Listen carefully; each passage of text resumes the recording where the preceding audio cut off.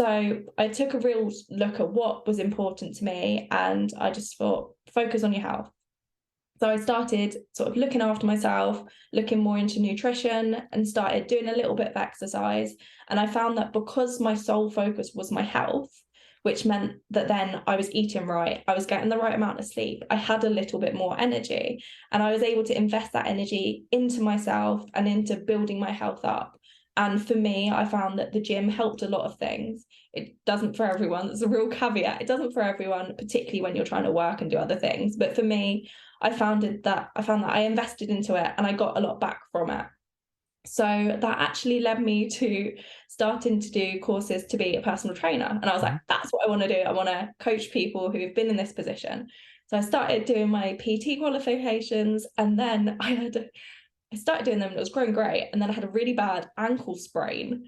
So then I couldn't do my practical exams, which was obviously a bit of a nightmare. But I'd started during this time sort of documenting my journey on Instagram, and I was starting to build a little bit of a following, and I really enjoyed that. So I then started working with a sportswear company, helping them do their social media, whilst also building my own.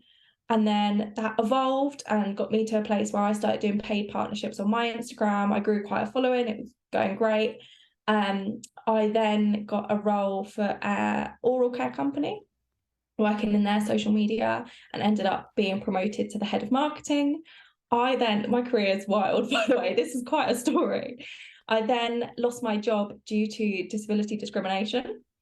This was during the pandemic, so that happened. And then I switched sectors into the charity sector, did a fixed term contract for 8 months with the National Literacy Trust. And then I went and did a master's, which I got a scholarship for, in digital media, culture and society.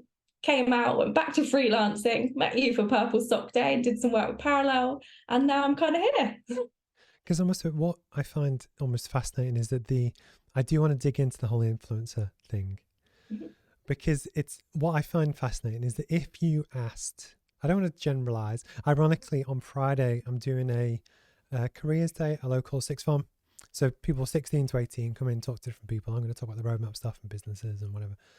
But if you asked a sphere of younger people, influencer is now a career that wasn't, I don't know, 10, 20 years ago.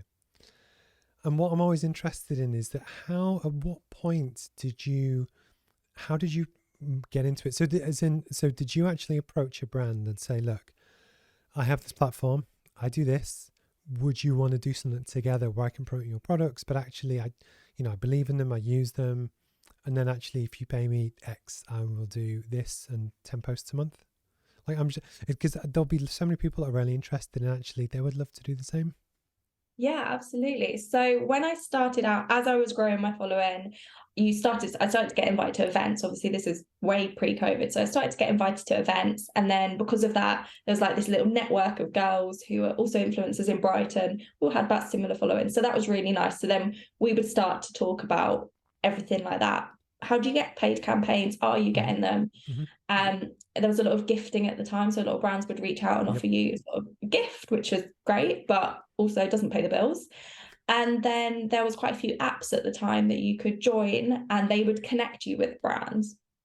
So I started by doing that, and then as sort of my following evolved, I would get brands reaching out to me directly, or I could pitch to brands.